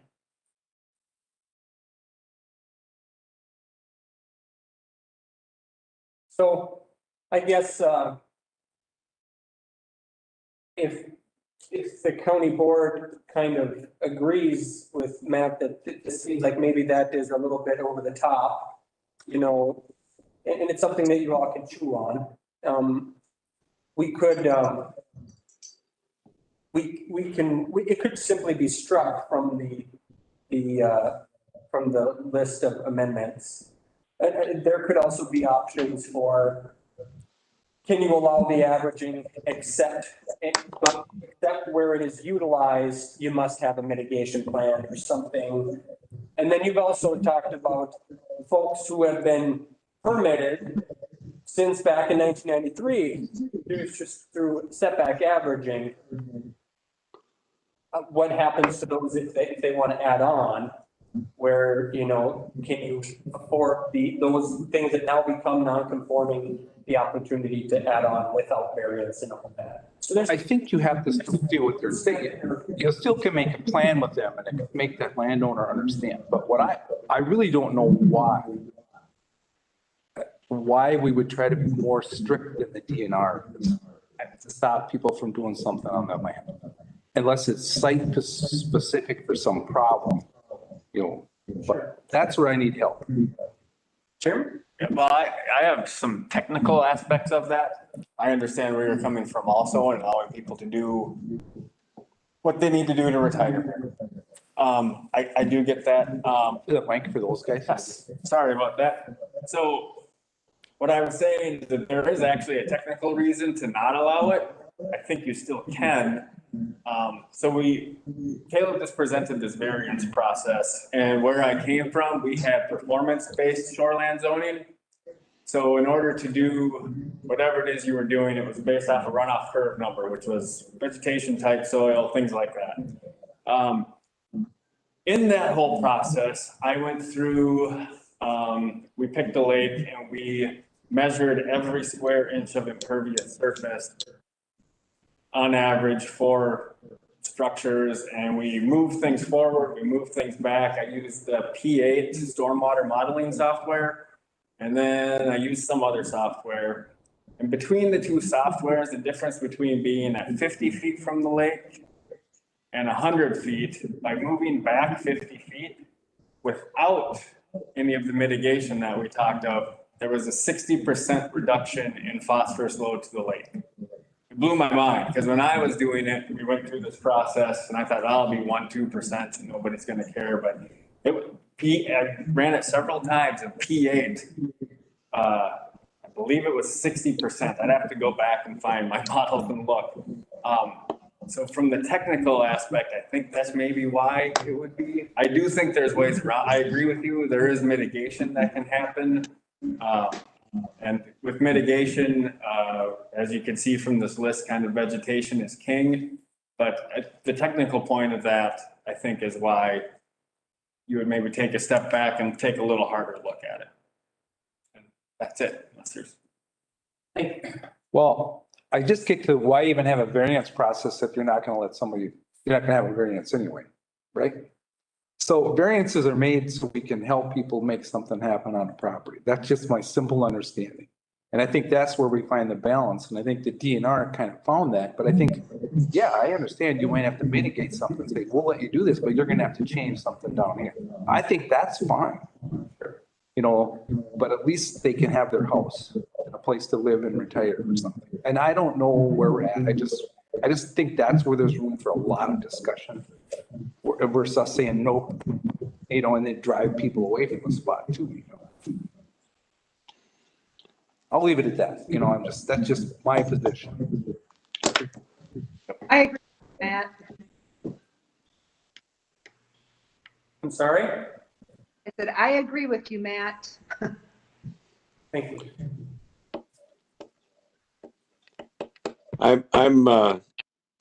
I get more confused the more I think I know. But Sorry. I look at, as I putz around like Cross Lake, for instance, because it's close to me. And you know, over the years, we've had 50-foot lots and 100-foot lots and 75-foot lots and 100-foot lots, and people had no regard for setbacks in the early days. And so now somebody comes along and says, I want to tear that cabin down that's been there since 1933, and I want to build my retirement house there. And then they're being told, well, you can't build it 1 foot bigger, closer to the water than it already was. Or, you know, I think some human intervention needs to be involved here, because the rules have changed so much, so many times. How do we ever get to a set of rules that's fair in 2021? I guess life isn't fair, but we should try to be fair to people.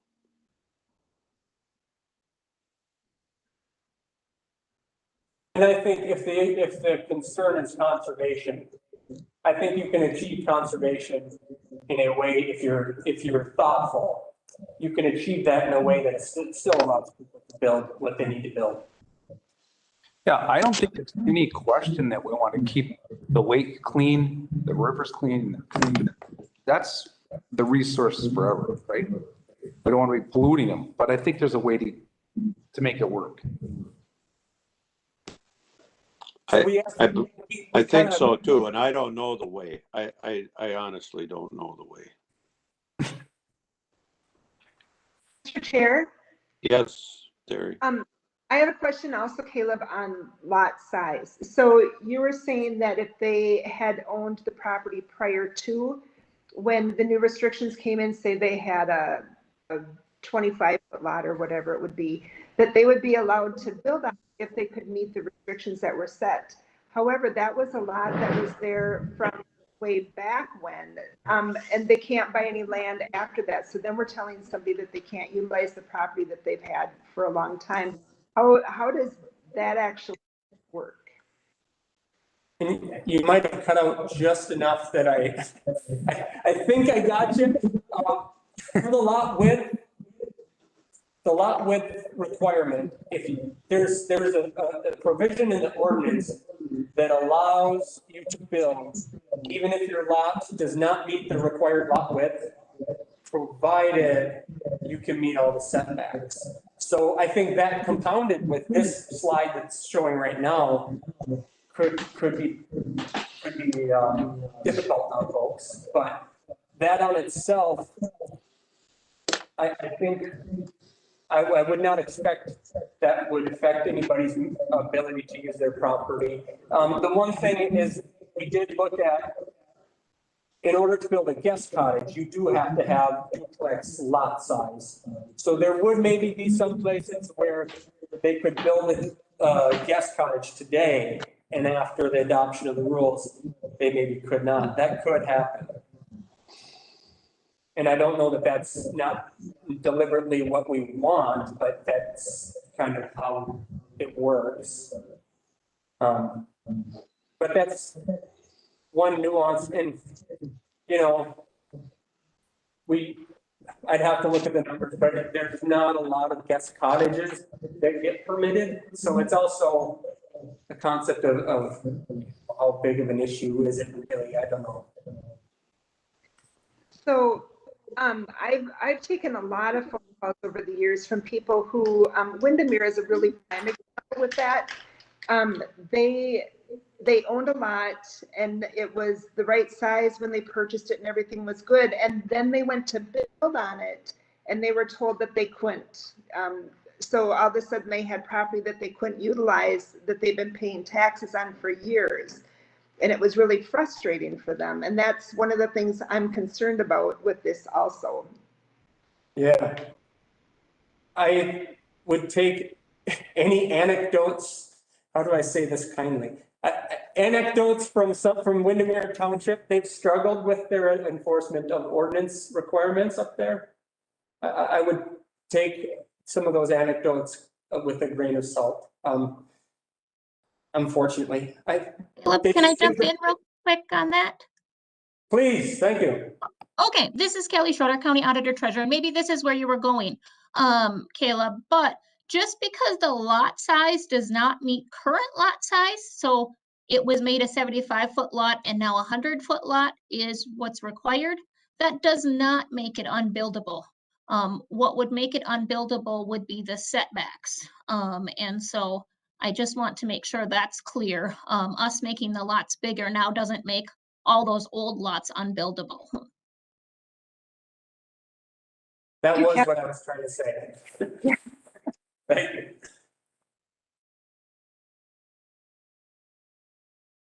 Any comments? I appreciate your time. And as people think more about it, you feel free to give me a call, and then I can report back to the zoning board it sounds like this one for sure, and maybe the lot widths are worthy of a little more discussion. I don't mind the lot width so much, changing back to 100 feet. I think they were 100 feet at one point, and then when the sewer went in, didn't they get downsized? That makes How sense. that worked? I believe.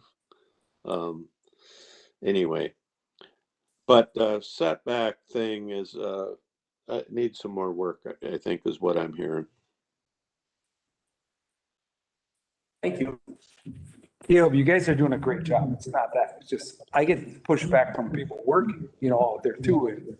Yeah. So I know you found the balance with this last one. And that you made the guy do the rain, whatever's guard and stuff. So I know that's a way to work around it instead of just have the no black and white thing you can't build here. And it's kind of a unique thing where the zoning board is kind of given this authority to work through these things, but then you guys have to say at the end of the day. So we did kind of prompt them that, a couple of these things this county board might have some concern for. And they said, that sounds like healthy democracy is how they responded. So I don't think there's any concern for you guys, having some rebuttals. So that's fine. Thank you. Thank you. Thank you. Thank you.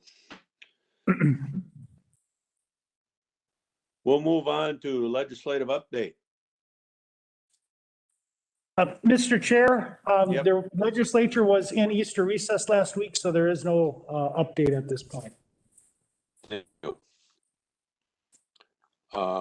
Commissioner updates, new commissioner training, anything to report? I don't think so. Okay. CBR Accelerate Program. There's 3 of us plus some staff members taking part in that. I've found it to be very interesting and a lot of stimulating conversation. And I think we're moving forward already, which is awesome. I think the presentation today that we got from Dustin, I think everything is lining up. I don't know that would have happened had we not been involved at the level we're involved with. So hats off to Pine County. I think we're moving in the right direction. I want to add, I think we have an excellent team on that committee. It's a good. It's a good mix. We've got everybody there seems to be willing to share their opinion, which is awesome.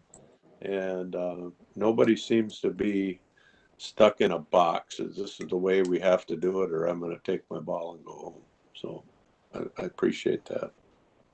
I would agree. It seems like already the opportunities are starting to open up, and just these few short weeks, just to show how interested Pine County is in broadband.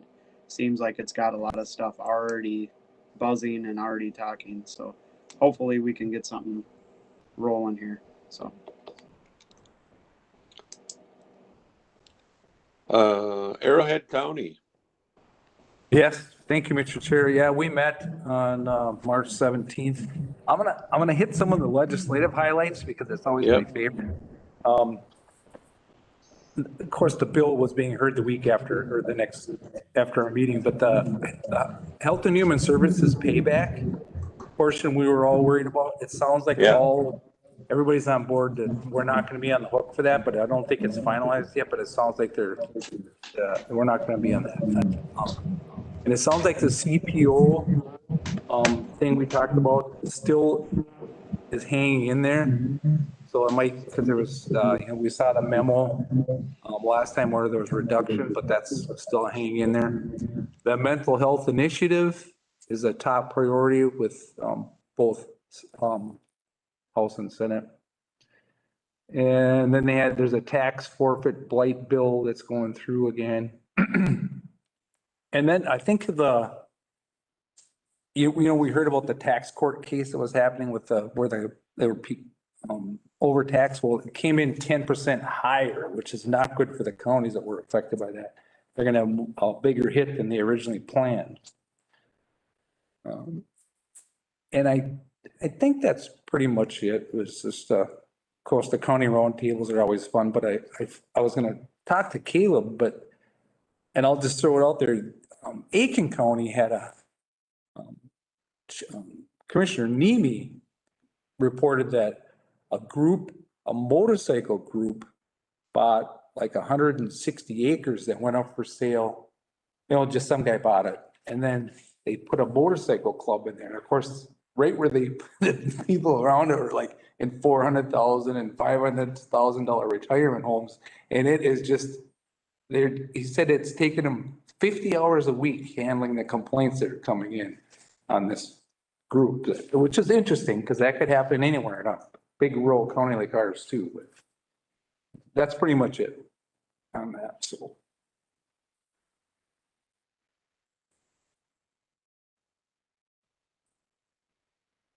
See if you're muted.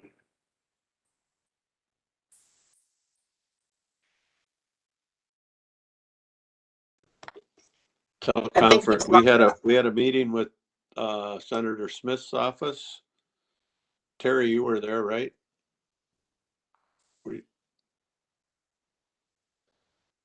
I was. You got anything you want to talk about there? Well, we talked a lot about the broadband and the need for broadband, and they're right on that. They were very affirmative that that's one of their priorities. Then we talked about the Recovery Act dollars and what we can do with that. So, and I think they still were kind of unsure as to what was going to come out with that too. There was everybody's waiting. Right. But it was good that they reached out to us.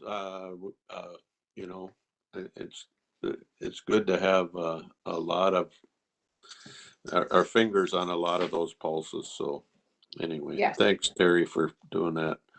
Work Fast Auto Tech grad program. Yeah, I did attend that last Monday, I think it was. It was pretty good time. The college there always does something good. President Mulford was there. Commissioner of Ag Tom Peterson was there.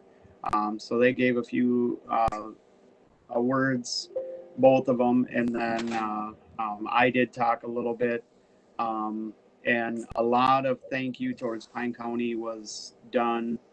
And like I told them, we couldn't do it without the cooperation between everybody. The college there, what they did was such a short period of time was just awesome. What they came back with us when we approached them about sending some funds their way. So it was good. It was happy. A lot of people were very excited and see what happens going forward. So thanks. Lower St. Croix Policy Committee, we had a meeting and actually we're done with the planning. We're actually they're doing work phase now. They're in the process of hiring an agronomist and so it'll be exciting to see how that program moves along. It's never ever going to be smooth sailing with that group because it's such a diverse makeup of that board. But it will. Somebody said democracy in action. That's it. So we will continue to monitor that. There's already some good coming out of that for some of the farmers in southern Pine County, which are in the lower St. Croix watershed. There's some programs that they're going to be able to take part in this summer. So that's good.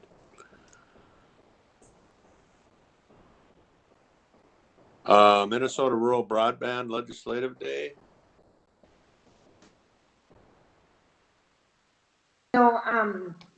Everywhere I turn, so they talked about the broadband and how the state is supporting the broadband. I've done federal things and they've been saying how they're supporting the broadband. I think that we hit the broadband committee at just the right time to be helped to get this taken care of in Pine County. I would agree, Terry. We're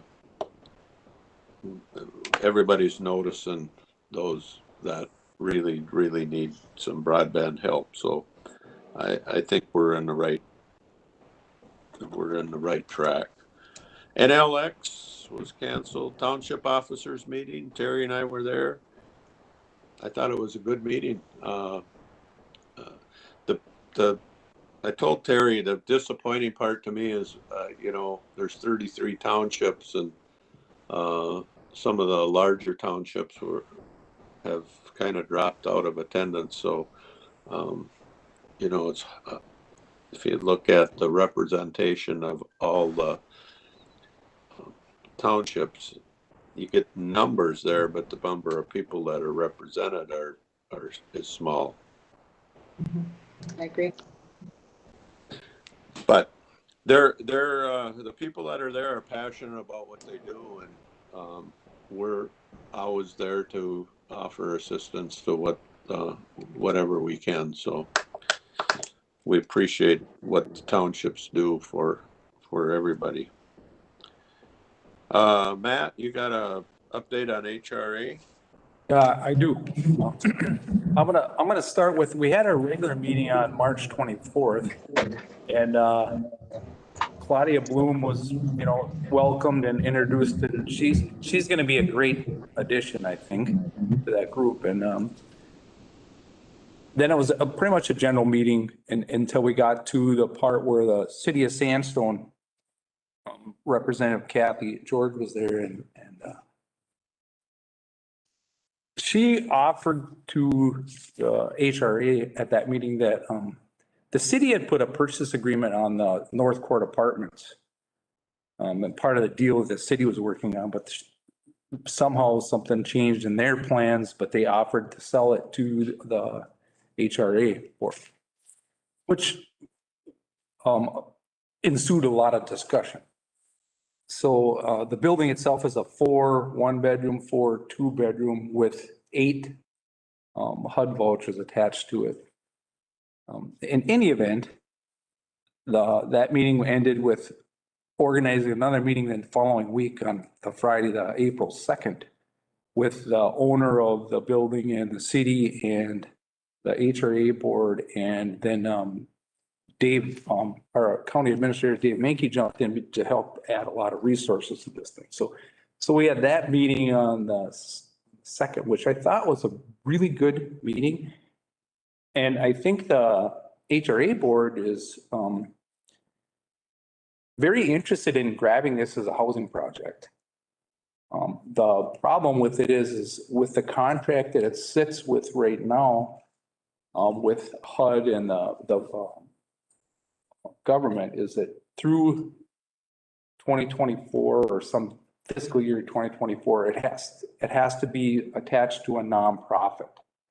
And our HRA in Pine County is not it's a private nonprofit. And I think we're a public nonprofit, which is the difference. It has to be attached to a private nonprofit. So, then I should back up. In that first meeting, Mary Kay offered A Place for You is a private nonprofit. So that conversation came to the second meeting too. I omitted that, sorry. So there we have the Place for You in Pine City, which is a private nonprofit. And we have the HRA of Pine County HRA, which is a public nonprofit. So we're trying to figure out a way to make that work as a business thing, because the HRA is interested in helping that. And if they could be, A Place for You could be a private nonprofit partner in that. And maybe Dave, you should help me out, because we're going to get into some technical things that you're probably better versed on than I am. So go ahead and jump in here. Sure. Thanks, Matt. So I guess we're going to walk through the analysis process. I've talked to Ellers and Associates, and so they're on board to do the fiscal analysis, the pro forma, and then look at how we could borrow the money to fund the transaction. And then also the county attorney has been invited to the table to look at the ownership piece and how that would structure. So there's a lot of unanswered questions, but when you look back over the last several years about, I think, the county board's desire that the HRA become more engaged in housing generally, this has filtered to the top as maybe their first effort to do that. And it sounds like the structure was built in 1985. It's on the site where Chris's old grocery store was. Anyway. And maybe just one comment, the reason that it is a project of public interest is there are those 8 site-based Section 8 vouchers. Yeah. And so if those are maintained, those would stay in the community versus if a private sector buyer buys the building, they could move those out of town.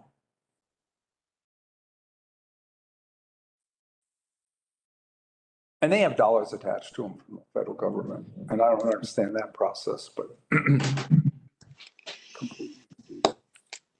anyway. It sounds like, yeah, I think the deal will have to work out with the rent handling the stuff and all that, you know.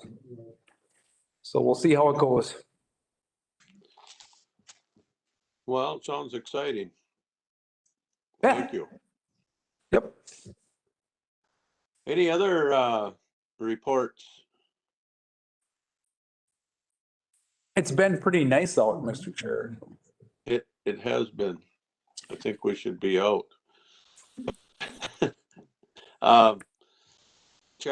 Check on the upcoming meetings. I know I've had a lot of them in the last 2 weeks. I think I had 6 days in a row one week and 5 days in a row the next week. So that I had some county meeting.